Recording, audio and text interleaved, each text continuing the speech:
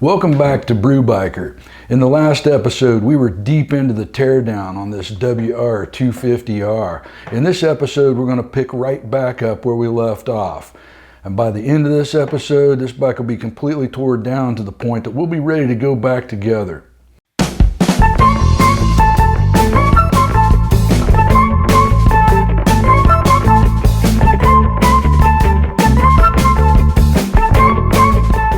I'm not even going to take the fan off the bike right now. For the time being, I'm just going to zip tie it up out of the way. So just using a zip tie, I'll tie it to that upper radiator bolt.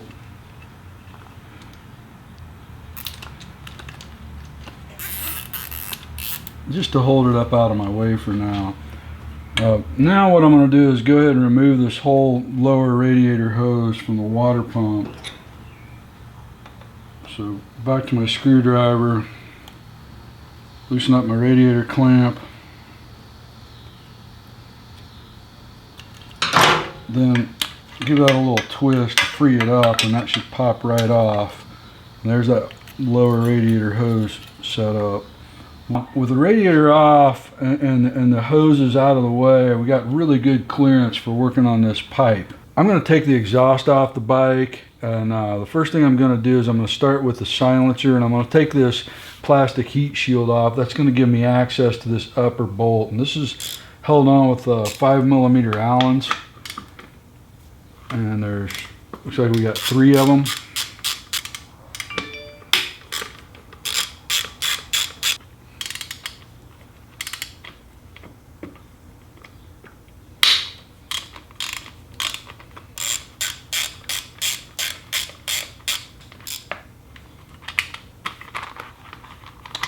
And then up on the top of the back, there's a rubber plug.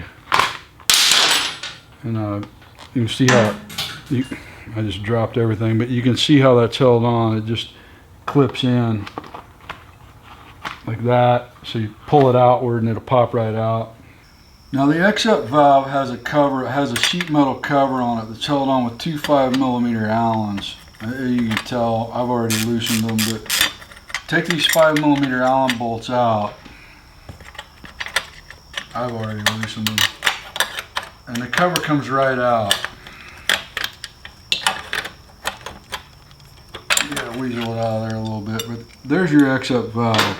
Now you can see these cables, and they're basically just like a couple of throttle cables or clutch cables. So you loosen these bolts up and give it some slack, and you can work those cables out. On this particular modification, we could just cut them because we're not going to reuse any of this stuff, but you're still going to have to get the cables off. So we'll come in here with a wrench and back these out. So using a 10mm wrench, you can back the lock nuts off of these cables.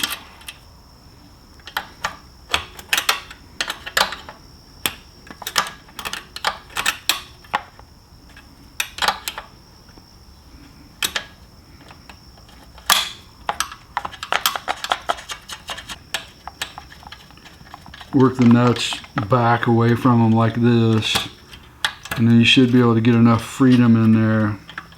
You see what I'm doing? It's a little bit of a tight space to get a good video, but you're just trying to give it some freedom to get in there and get that, work that cable out of there. And you can loosen those up, and the valve should turn enough where you can get in there.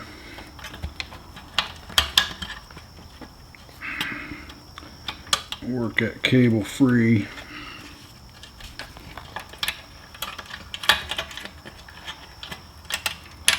There's that one. And then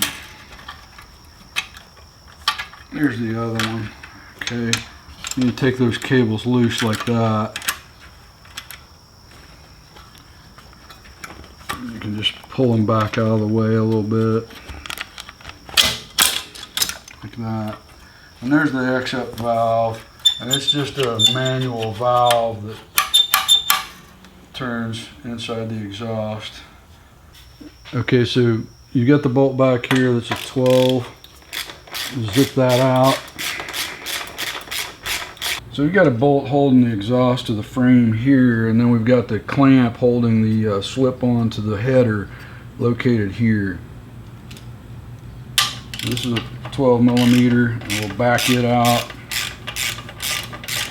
And we got a 12 millimeter on the clamp here. We'll loosen that up.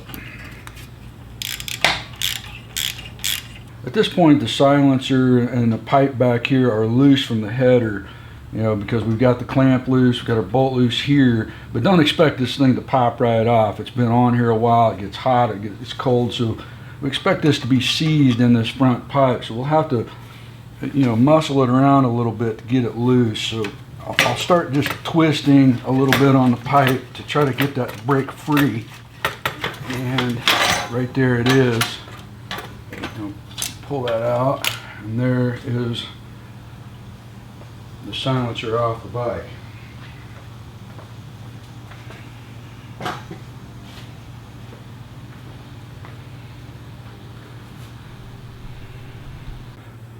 Now I'm going to remove the exhaust header, and the only thing holding it on the bike at this point, since we've already got the silencer off, is the two 12 millimeter nuts that are holding it to the cylinder head. Now, depending on the age of the bike, these could be really seized up. So this one's not too bad, but you could have more or less trouble just depending on how much corrosion is on these bolts. I'll loosen those each a little at a time. Yeah, this one's coming right off. Yeah, there, that nut's off. Just the top one.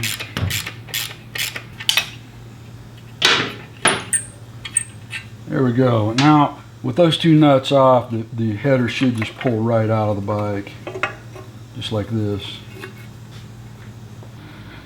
I'm going to pull the fuel tank off the bike, and the fuel tank's basically held on with 3 5 millimeter Allen bolts. You got one right up here by the steering head, and then you got two right back here under the seat. So we'll pop those out.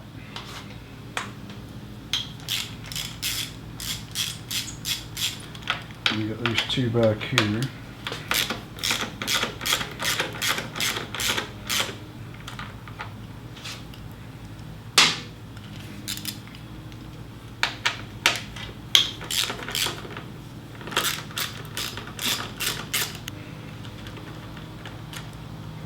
There we go.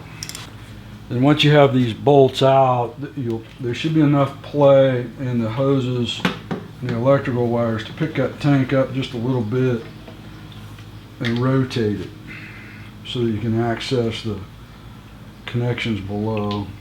And now, once you lean the tank back, I've got fuel in here, so I'm being a bit careful. You'll notice you've got an electrical connection and your fuel connection underneath. So we'll start out by popping this electrical connection loose carefully, making sure we don't break the clip. There's a little tab that you push down,